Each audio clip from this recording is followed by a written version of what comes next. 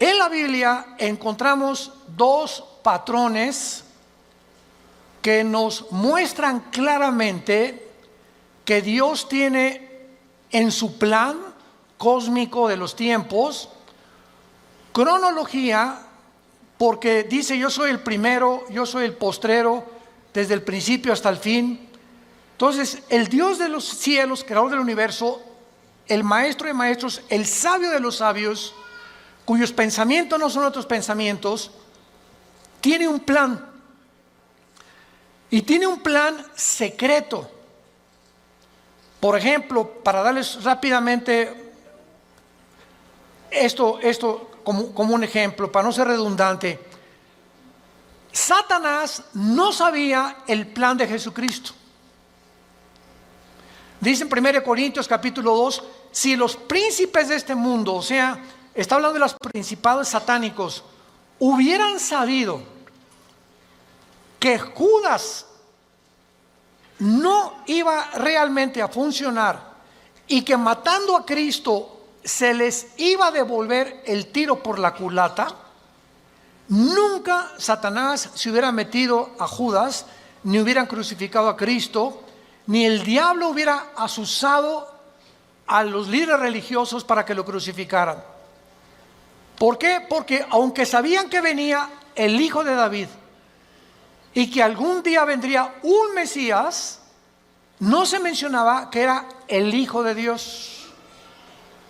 No se mencionaba que era Dios en la carne, aunque de alguna forma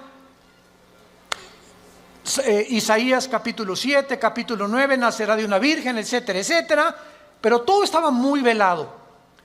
Entonces, el diablo y los demonios, lo único que sabían era realmente que él era un enviado de Dios, claro, Jesucristo, pero no entendían claramente que en su muerte se encontraba el secreto de su derrota y menos en su resurrección.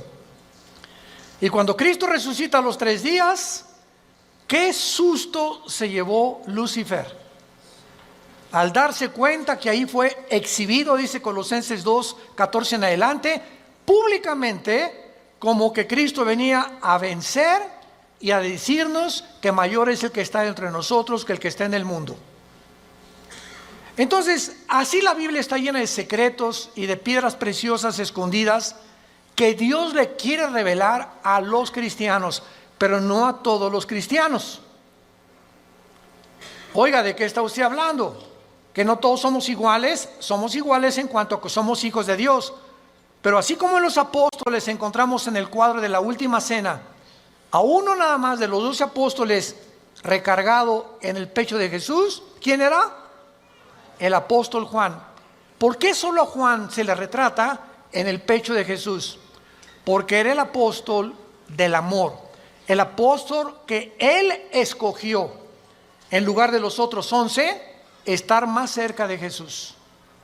Y ese lugar en el pecho de Jesús está vacante. Entonces hay cristianos que están más cerca de Jesús que otros. Son cristianos, pero como Pedro algún tiempo de su vida lo siguen de lejos. Nunca traen la Biblia. Llegan a un hospital a hablarle a una persona, a tu mamá, a tu madrina que se está muriendo, que tiene cáncer, y llega el doctor, ¿alguien puede leer un salmo en un velorio, en un entierro? Y los cristianos, piu, piu, piu. No abre ni el pico, nada absolutamente, porque no saben ni dónde se encuentran los salmos, ni qué pasaje leerle de la Biblia a un enfermo, o cómo guiarlos y decirles que necesitan el plan de salvación, recibir a Cristo. Entonces tú tienes que tener una Biblia en tu coche, otra en el baño, otra en tu oficina, en tu cuarto, en tu taller. Hay otras chiquitas que traen para cuando viajas en el avión, en el autobús, etcétera, etcétera. Tenemos que ser hombres y mujeres de la palabra de Dios. Y hasta que tú tomes esa decisión en tu vida, las cosas van a cambiar como no te imaginas. Porque serás fortalecido como un árbol plantado junto a corrientes de agua, que da su fruto a su tiempo, su hoja no cae, y todo lo que hagas, escúchame bien, todo lo que emprendas prosperará. Porque el fruto de nuestra prosperidad y nuestras bendiciones vienen de nuestro contacto con este libro. Muy bien, dentro de la cronología del plan de Dios, Dios le dio a Israel la semana de 7 días, 6 días de trabajo por uno de descanso, y al mismo tiempo que Dios creó en 6 días el universo, el séptimo de descanso, Dios dice en el Salmo 90, en primera de Pedro, que para Dios un día de 24 horas es como 1000 años. Con mucho cuidado, síganme. Entonces, estos 6 días de 24 horas, Dios le da a Israel semanas de años también.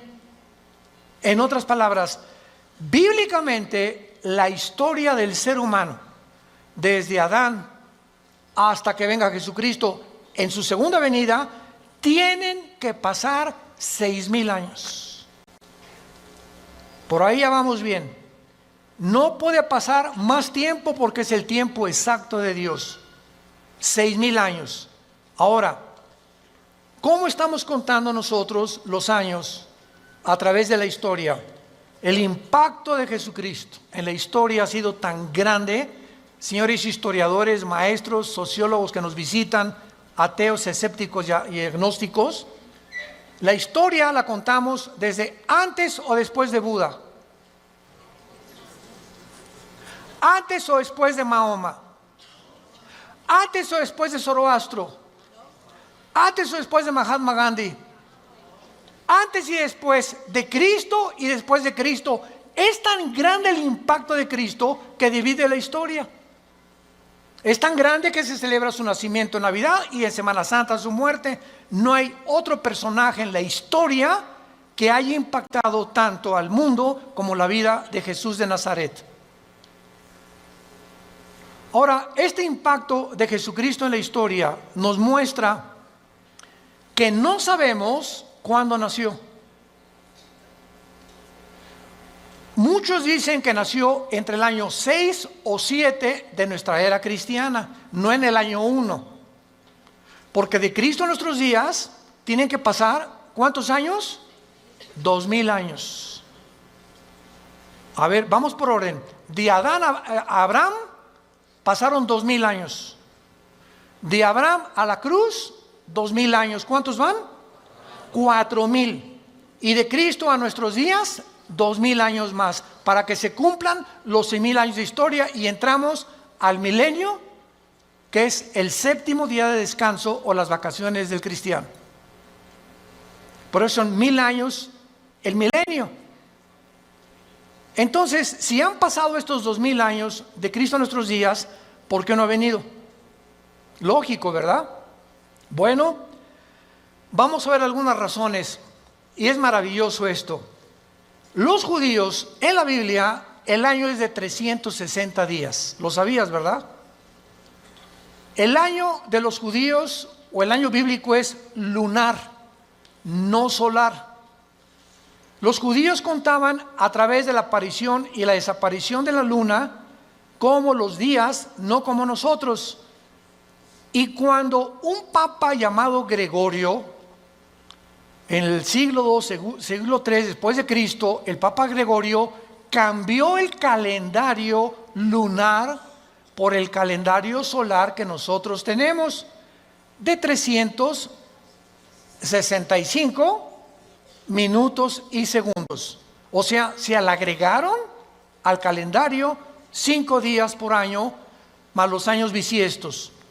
Entonces, aquí hubo un desajuste, porque cuando llegaron los romanos en el año 70 después de Cristo, de que él murió, y finalmente en el año 135 después de Cristo, cuando ya arrasaron con Jerusalén, todos los libros de la Torá y los libros del judaísmo, donde tenían ellos la cronología y la contabilidad de los años desde Adán a nuestros días, de acuerdo a las genealogías de la Torá, desaparecieron. Y después los judíos volvieron otra vez a sacar 2 libros más aparte de la Torá, que se llama el Talmud y el Mishnah. Estos dos libros no son inspirados por Dios. Inspirado por Dios es la Torá, que involucra los 5 libros de la Biblia. Por eso es Torá. Los primeros 5 libros de la Biblia son el Pentateuco, como se llama, o la Torá, porque son los libros que Dios le dio a los judíos con las leyes de Israel. Pero el Mishnah y el Talmud son interpretaciones de la Torá. Entonces no fueron inspirados por Dios. Y en el Talmud y el Mishnah hay 600 más mandamientos que los judíos tienen que cumplir. Como por ejemplo en el Shabbat, la última vez que mi esposa y yo estuvimos en Jerusalén, ahora los invitamos, vamos a regresar en junio de este año a Jerusalén.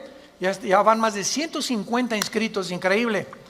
Y a ver si nos alcanzan los cohetes de Irán. No.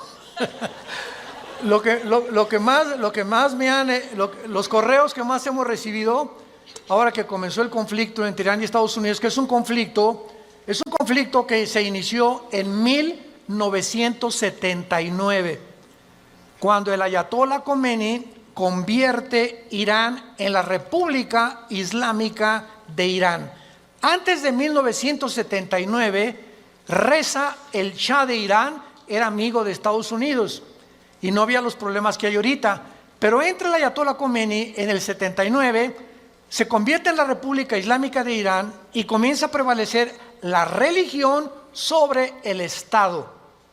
Ahora sí que ya no hay ni siquiera separación de iglesia y Estado, ahora es la religión la número 1 y los líderes religiosos mandan y gobiernan Irán, no el Estado, el presidente de Irán. Entonces todo comenzó ahí, pero no voy a estar buscando más información acerca al respecto, pero con esto les quiero decir lo siguiente. Desde ese tiempo Irán se convierte en una nación que ha financiado el terrorismo, es declarada la número 1 del terrorismo por financiar a un grupo que se llama Hezbollah. Hezbollah significa el partido de Dios, que está financiado por Irán y tiene sus bases en el Líbano. Después Irán comienza a financiar a Al-Qaeda, después comienza a financiar a Hamas de la Franja de Gaza y comienza a tratar de levantar grupos para tratar de destruir la nación de Israel. Sin embargo, en las últimas semanas o meses, esta nación ha cobrado o está resurgiendo en los encabezados públicos precisamente por el conflicto de que ahora la guerra ya no es con miras telescópicas para querer matar a un líder, ahora los matan desde el aire. Impresionante la tecnología a la que hemos llegado, ¿verdad? Ahora puede volar un dron sobre una nación. Escuchen esto, ese dron puede ver una caravana de 10 carros y ese dron sabe y tiene la foto, síganme con cuidado, de la persona a la que están buscando asesinar o eliminar, y el dron pasa y monitorea las 10 carros y sabe en qué carro va esa persona por la foto que trae la computadora. Y en ese momento el dron sabe y ¡rum!, en segundos cae y eliminan ese vehículo, el tren o donde vaya esa persona. Así fue como ha eliminado Rusia, Estados Unidos, Israel a muchos jefes militares o terroristas sin que tengan ya que estarlos esperando con una mira telescópica. Ese es el avance impresionante en que los militares están tomando el mundo y ahora toda la guerra es desde el aire y desde el aire. Por eso dice la Biblia, y vi caer meteoros del cielo, decía Juan, que tal vez, ¿verdad?, son los drones que van a caer y que van a terminar con casi 2/3 partes de la humanidad antes de que Cristo regrese para establecer con nosotros el milenio. Pero el punto es el siguiente: cuando nosotros nos concentramos en la Biblia, nos damos cuenta que estos 6,000 años están a punto de cumplirse y que si hacemos la contabilidad, estamos en el 2020, ¿verdad? Muy bien. Si Cristo nació en el año 33, que es desde que se cuenta su muerte, y no en el año 1, entonces nos encontramos en el 2033. Síganme con cuidado. Suponiendo que nació en ese día, ok, estamos en el 2020. Si los 6,000 años se cumplen dentro de 13 años, quítale 7 años de la tribulación. ¿Cuántos son? Sí estudiaste aritmética, ¿verdad? 33 menos 7, 2006. Y 2006, estamos en 2020. ¿Por qué le quitamos 7 años? Porque estos 7 años de la tribulación nosotros no vamos a estar. Esto está haciendo un cálculo somero sin llegar a un dogmatismo. El hermano Dulce dijo que venía el 2026. Por el amor de Dios, han sacado tantas tonterías como no se imaginan. No estamos dando fechas ni mucho menos, porque el día y la hora nadie la sabe. Pero Jesús dijo que los tiempos los deberíamos de conocer, como lo vamos a ver. Vayamos a Mateo capítulo 24, en el Nuevo Testamento, y vamos a partir de aquí para continuar con este estudio precioso de conociendo el tiempo en que nos encontramos. Si siguiéramos esta lógica del 2033 y en el 2006 antes viniera el arrebatamiento de la iglesia, estamos diciendo pues que nos quedarían 5 o 6 años, ¿verdad? Porque podía venir Cristo hoy en la noche o mañana o el 2021, el 22 o el 23, etcétera, etcétera. Pero esto desde la perspectiva somera de un análisis especulativo, lo aclaro, para que nos encontremos y podamos deducir que aunque no falten 5 o 6 años o 13 años, solo Dios lo sabe, repito, porque el calendario judío, ¿saben qué atraso tiene? Si tú le preguntas a un judío, la comparación del calendario judío con el calendario de nosotros es de 250 años. Ellos se encuentran en el año 250 antes que nosotros. Es más, aquí tengo ya la fecha, ¿verdad? En el 2019, ¿verdad? El año judío era de 5,800 aproximadamente.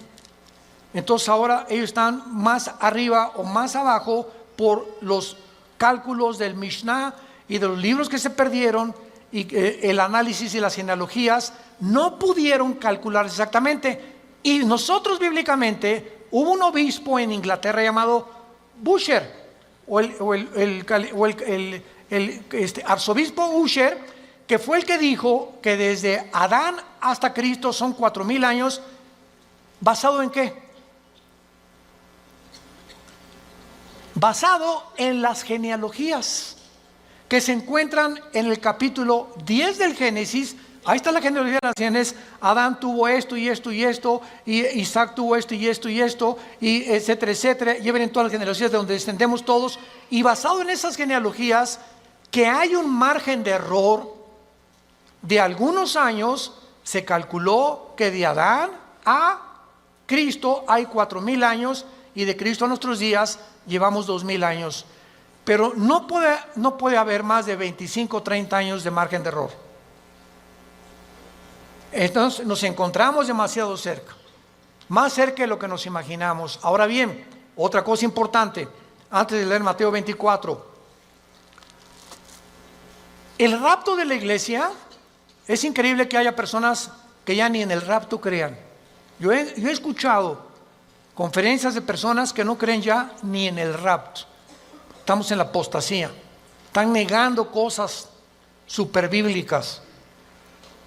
Si el rapto de la iglesia comienza con la firma del anticristo, autorizando la reconstrucción del templo judío, en el momento que el anticristo confirme Daniel 9, 24 al 27, especialmente el 27, y firme, los judíos tienen derecho a habitar en paz sin que nadie los moleste por 7 años, y pueden reconstruir su templo, ahí, ese día, ese minuto, esa hora, comienza los últimos 7 años que se conocen como el tiempo de angustia de Jacob, el día de la ira de Dios o de Jehová, y el Nuevo Testamento, segunda de Tesalonicenses capítulo 2, 3 y 4, el día del Señor.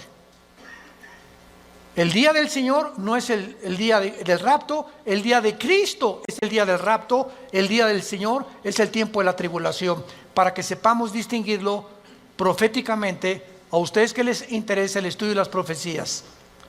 Entonces, desde ese momento, muchos creen que al firmar el anticristo, el pacto, los cristianos desaparecemos y somos arrebatados.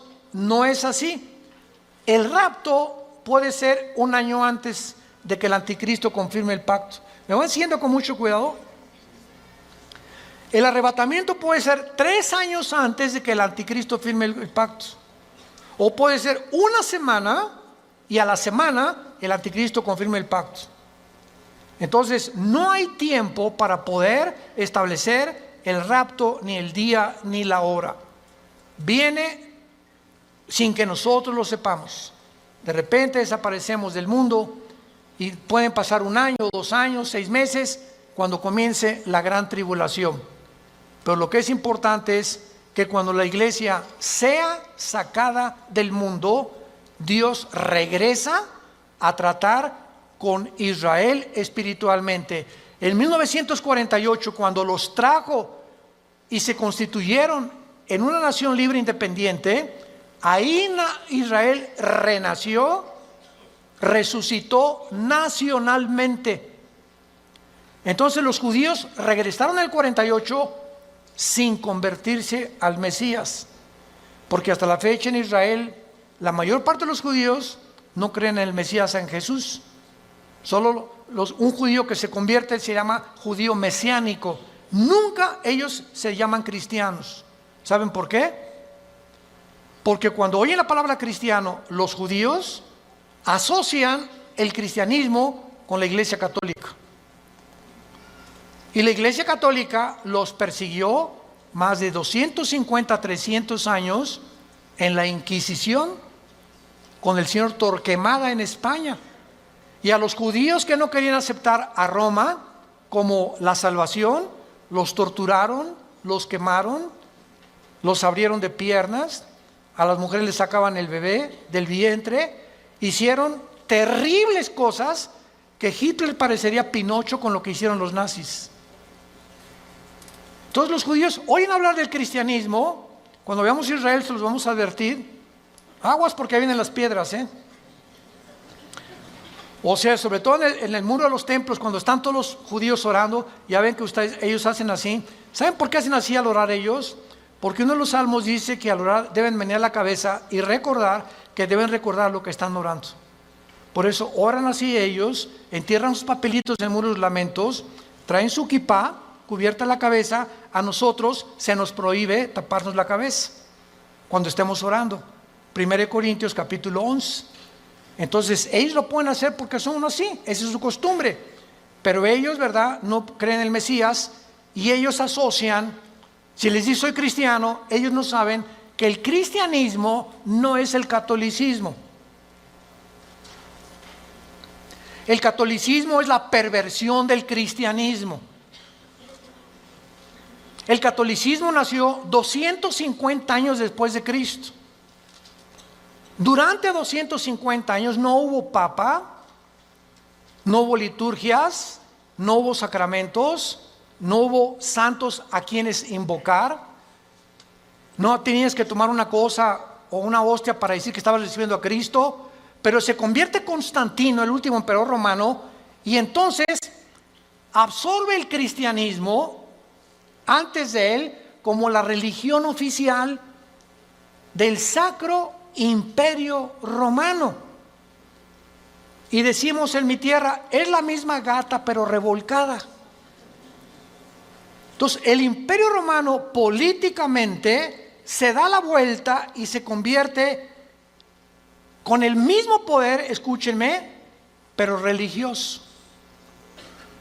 Y desde hace casi 18, 19 siglos, el Imperio Romano es el imperio del Vaticano y gobernó Europa, a los príncipes, a los reyes, y nadie en Europa se podía casar ni a tener negocios sin el permiso de Roma. de la religión. Y los que no pertenecían y aceptaban que el Vaticano era el único representante de Dios, los quemaban, los crucificaban, los echaron a los leones, etcétera, etcétera, etcétera. Ya hablando después del Coliseo romano famoso. Entonces, el cristianismo no es una religión, es una relación personal, viva, orgánica, dinámica, con alguien que está vivo. Y cuando salimos de la religión y nos encontramos con el Jesús resucitado, que quiere entrar a tu vida hoy, tal vez tú no lo tengas, descubres que el cristianismo es diario. Y lo vives diario. Te levantas y tienes tu Biblia. Te acuestas y tienes tu Biblia. Oras por tu familia, oras por tu esposa, oras por los alimentos. Comienzas a asociarte, tienes una comunión con Dios diaria. Por eso se compara con el matrimonio el cristianismo. Imagínense mi esposa y yo, que me digan 8 meses, Armando, en estos 8 meses que tenemos tú y yo, nos hemos sentado algún día a platicar y algún día tú me has comunicado y compartido tus sentimientos, tus expresiones, cómo te sientes para que yo te conozca más, porque llegamos en la noche y nomás oigo y te volteas para el otro lado, te vas a trabajar durante todo el día.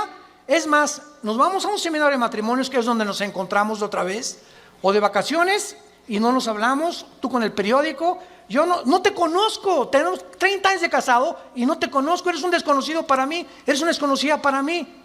¿Por qué? Porque nunca descubrieron que el matrimonio es comunión. Es comunión. Se pierde la comunicación del matrimonio, perdiste tu matrimonio.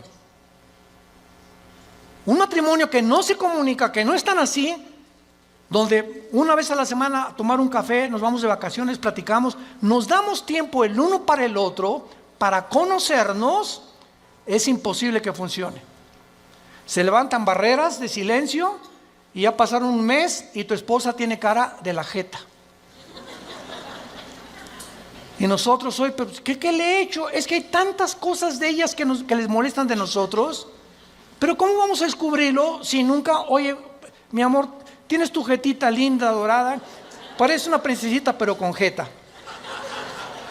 Dime qué te pasa, ¿verdad? Y a las mujeres les encanta.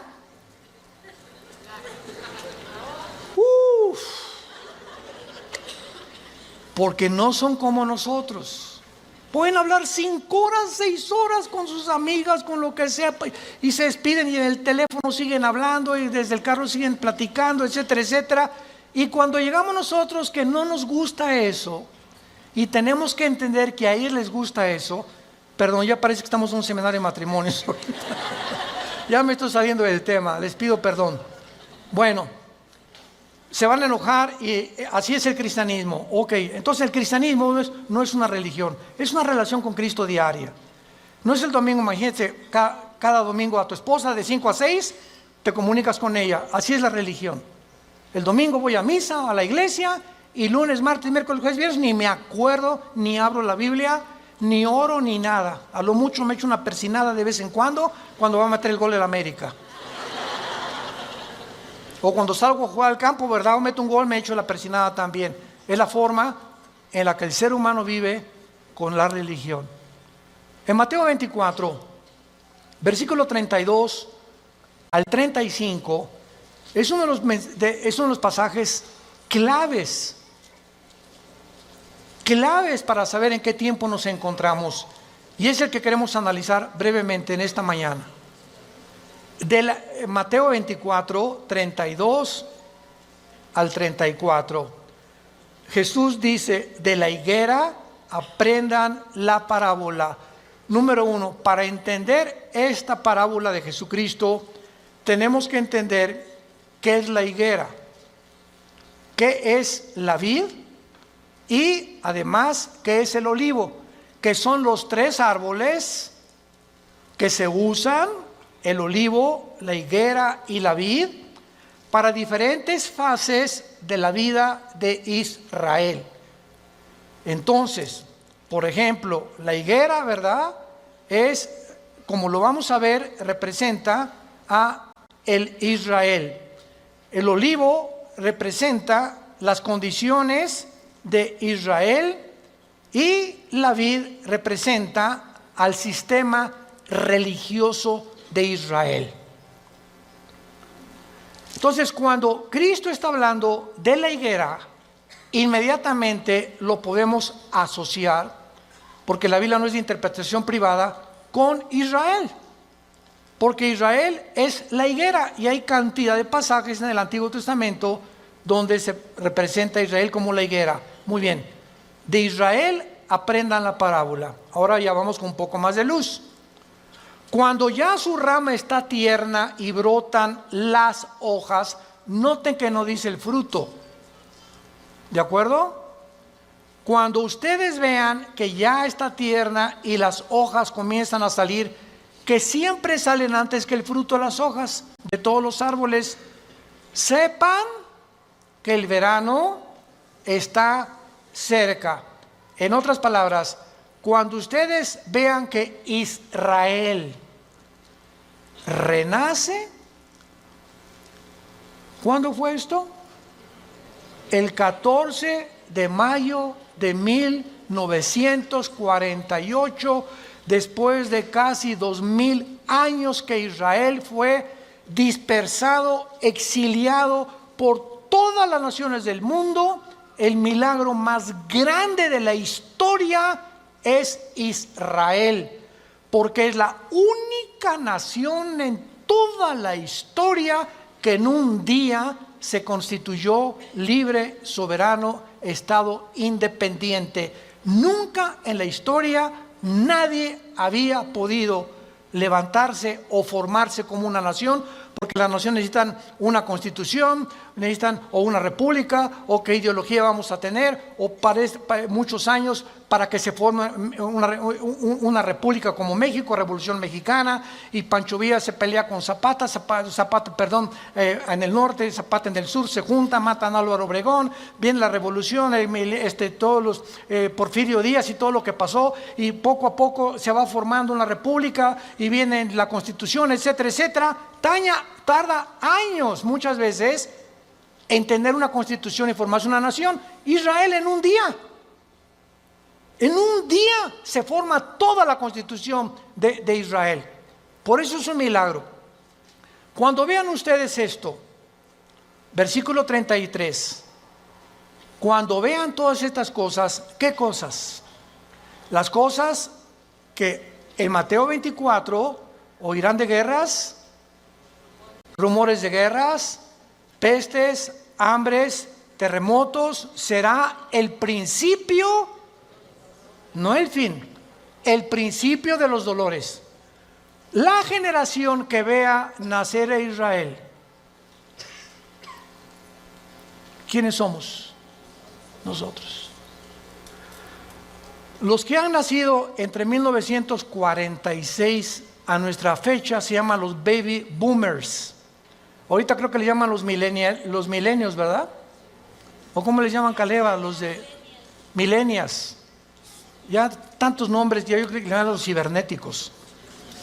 Bueno, del 46 a nuestros días, una persona que nació en el 46 tiene ahorita 70, 73, 75 años, más o menos. Dios dice que los que vean estas cosas pasando, conozcan que está a la puerta. De cierto les digo, no pasará la generación de los baby boomers. Versión de Alducin.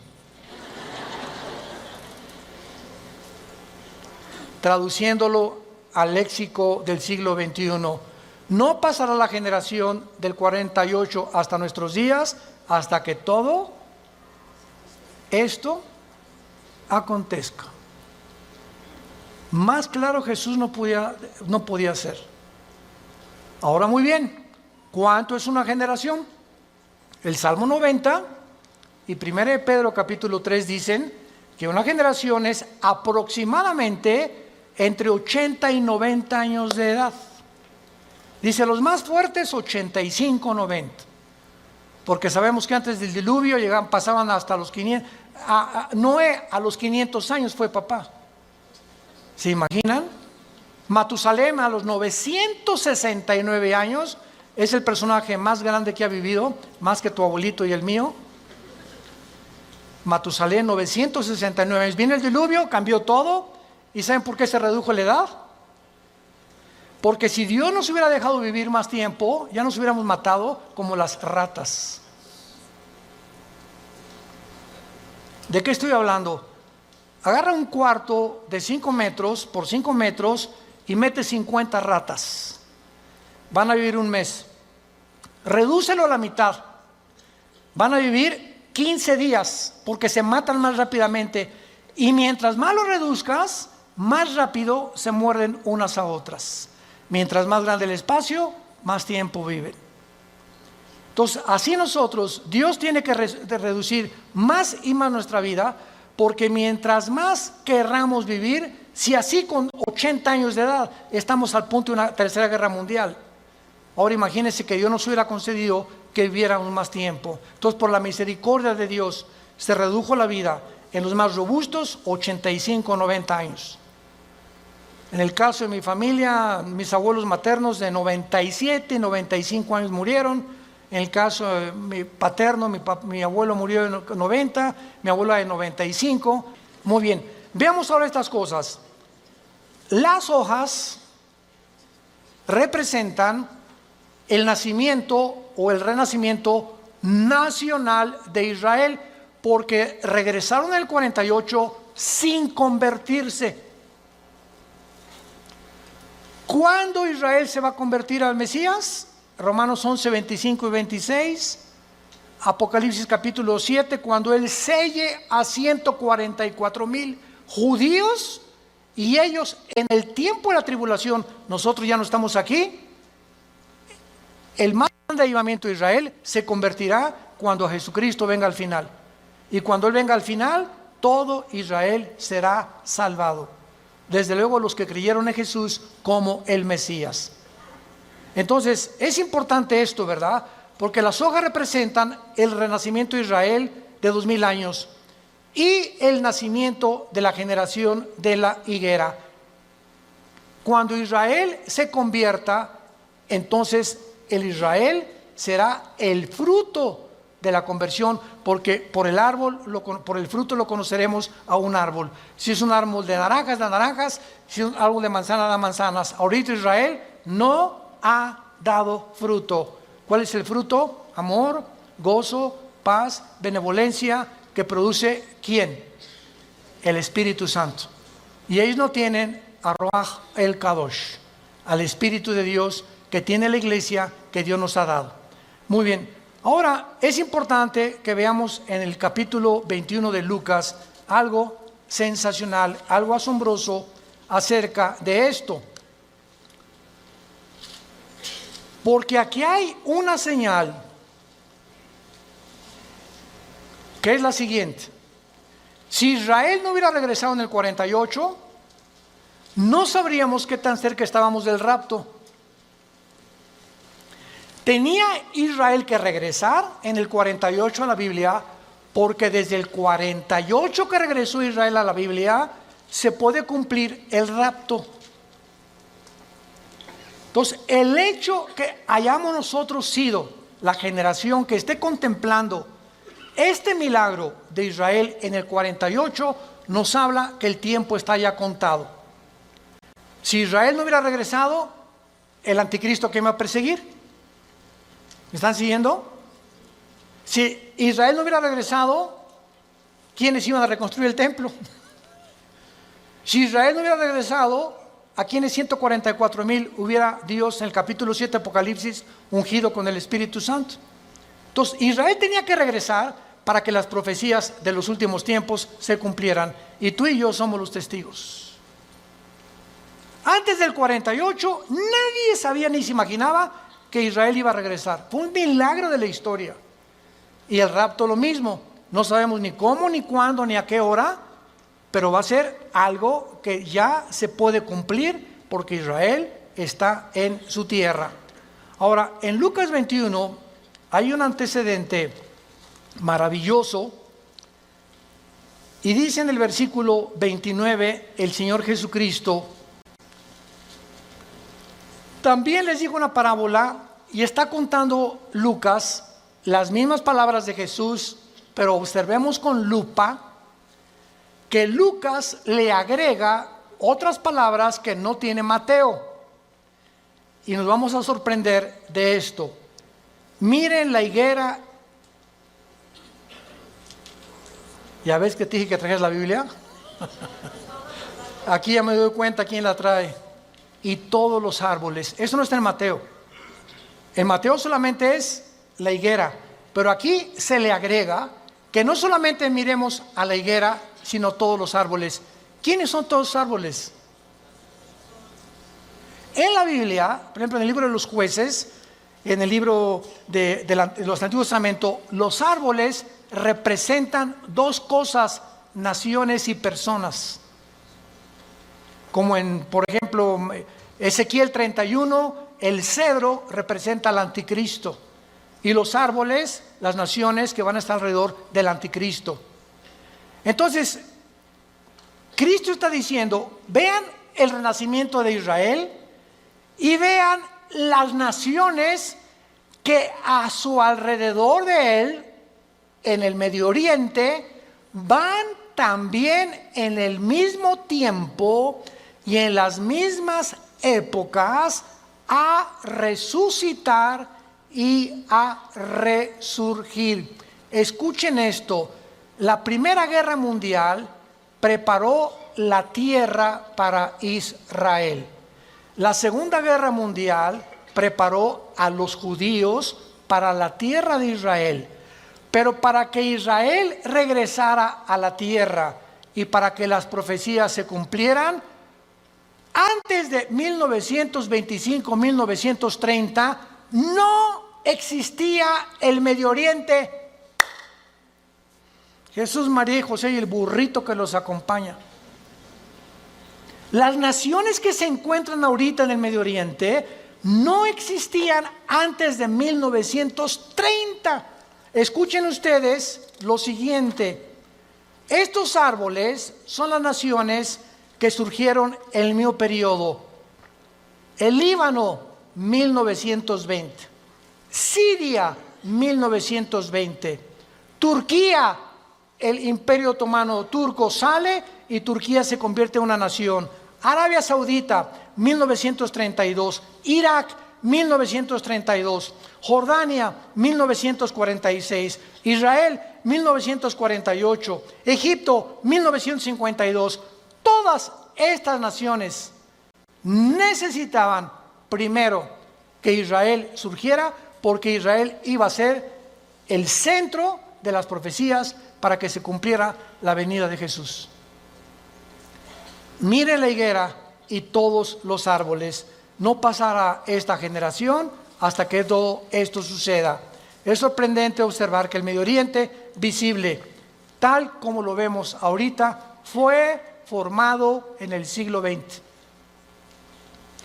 Existía la Mesopotamia, o sea, Siria y Irak, era lo mismo, era el Medio Oriente, pero no estaba la división entre Siria y entre Irak, Transjordania, Jordania, el Líbano, Egipto. Egipto existe desde hace cientos de siglos, pero no estaba formado exactamente con las divisiones geográficas que los ingleses y los franceses, que fueron los que colonizaron con Portugal y España el Medio Oriente, determinaron, y ellos fueron los ingleses y los franceses los que dividieron el Medio Oriente tal como nosotros lo conocemos actualmente. A Israel le asignaron ese pedacito de tierra, a Jordania eso, a Arabia Saudita eso, a Líbano eso, a Siria eso, y fue después de la Primera Guerra Mundial.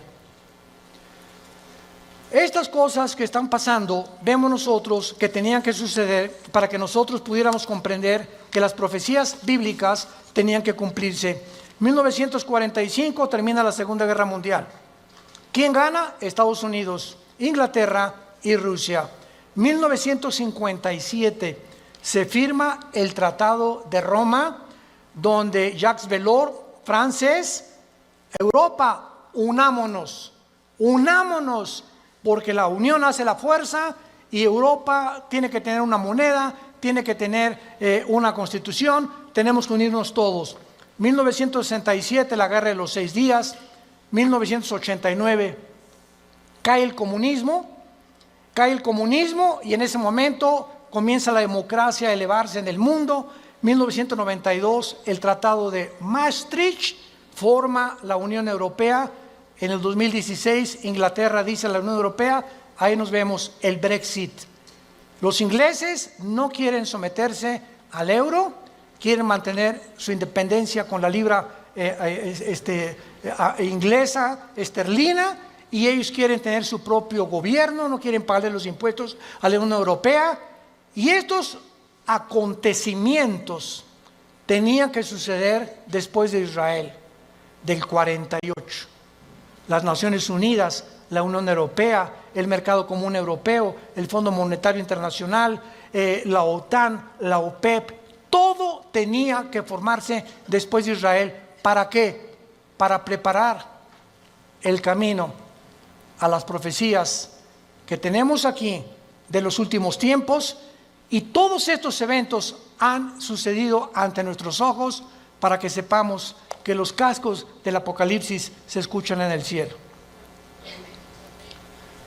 ¿Qué es el 2021? Violencia, incendios en Australia, más de 1.000 millones de especies, ¿me escuchaste bien?, de animales han muerto en Australia.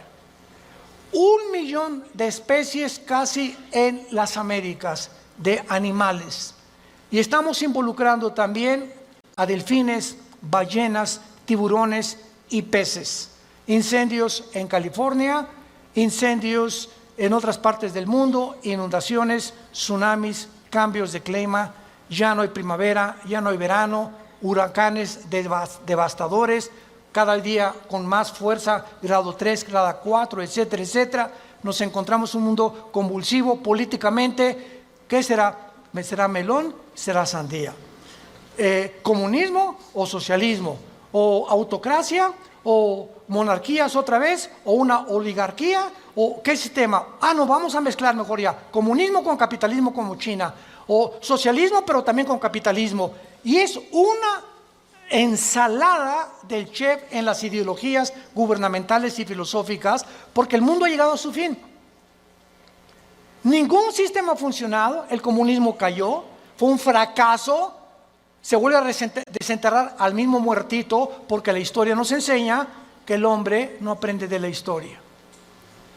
Y cometemos los mismos errores, porque usted es la generación de los milenistas o milenios, o ¿cómo les llaman? Cibernético les llamo yo, ¿verdad? No han experimentado lo que nuestros padres en la Segunda Guerra Mundial, lo que se sufrió, y ahorita el pasado ya no existe para ustedes. Ahorita solamente la computación y esto dinero, y qué carrera es la que más dinero produce, y por acá y por allá, y somos movidos por una ambición, una especulación, una comercialización de todo en todas las cosas, porque el mundo se dirige al comercio. ¿Sabían ustedes eso? El anticristo va a establecer un sistema de comercio en Medio Oriente que va a ser el Plaza Galerías más grande del mundo, en Irak, donde nació tu madrina. Y cuando nosotros veamos estas cosas, nos damos cuenta que el mundo se encuentra en un precipicio, que nos queda muy poco tiempo. Y yo te pregunto, ¿tú eres cristiano? Si me contestas que sí, te hago la segunda pregunta. Desde que tú te convertiste, ¿has guiado a alguna persona a recibir a Cristo en su vida? ¿O eres de las personas que estás en el hospital con tu madrina muriéndose? Pastor, ¿puede venir a hablarle a mi esposa de Cristo? ¿O a mi madrina? Y entonces, ¿que tú no le puedes dar un versículo de la Biblia o compartir el plan de salvación? ¿No sabes cómo guiar a tu madrina en agonía a que reciba a Jesucristo en su cama? Tienes que recurrir al pastor. Se murió. ¿Puede venir al funeral para predicarles de Cristo? ¿No lo puedes hacer tú? Claro que vamos, porque es nuestra responsabilidad de los pastores. Pero ojalá que se levantaran más familias ya con un liderazgo, con la convicción profunda de que es lo más importante que el ser humano pueda tener, regresarse a Dios y pedirle perdón por tus pecados. ¿No lo quisieras hacer tú en esta mañana? ¿No quisieras tú considerar ante los acontecimientos que nos rodean que verdaderamente necesitas a Dios? Que tú no puedes ya seguir jugando a la matatena con el cristianismo, ni creyendo o engañándote, que es peor. Porque una persona engañada no sabe que está engañada porque está engañada. Entonces, para que alguien sepa que está engañado, tiene Dios con la Biblia que decirle: estás mal. Tú crees que eres, pero no eres más que un pobre, desventurado, miserable y desnudo pecador que tiene necesidad. Que unja tus ojos con colirio, como la iglesia la Odisea en Apocalipsis capítulo 3, y que tengas una relación conmigo todos los días. Que te levantes en la mañana y lo primero que hagas: mi alma tiene sed de Dios. Como el siervo clama por las aguas, mi alma tiene sed de Dios. ¿Hay esa pasión por Dios en tu vida? ¿Buscas a Dios con todo tu corazón? ¿Vienes al domingo y ya traes tu Biblia? ¿Ya te cayó el 20? ¿Realmente estás convencido